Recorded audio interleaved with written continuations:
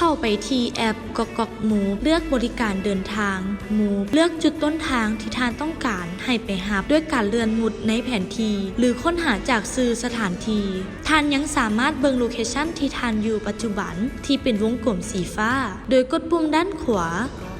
เลือกจุดปลายทางของทานที่ต้องการจะไปเลือกขนาดรถพร้อมบนนางที่ทานต้องการมี2ขนาด3คนและ6คนหลังจากที่ทานเลือกรถแล้วกดปุ่มห้องขอเพื่อสำเร็จการเอิ้นรถรอถ้าคนขับรถรับออเดอร์ของทานถ้าบ่มีคนขับรถรับออเดอร์ไว้ในเวลาจำกัดออเดอร์จะถูกยกเลิกโดยระบบถ้ามีการรับออเดอร์จะมีข้อความแจ้งเตือนจัดรถออกรับส่งแล้วและทานสามารถกดป้ายรถชื่อ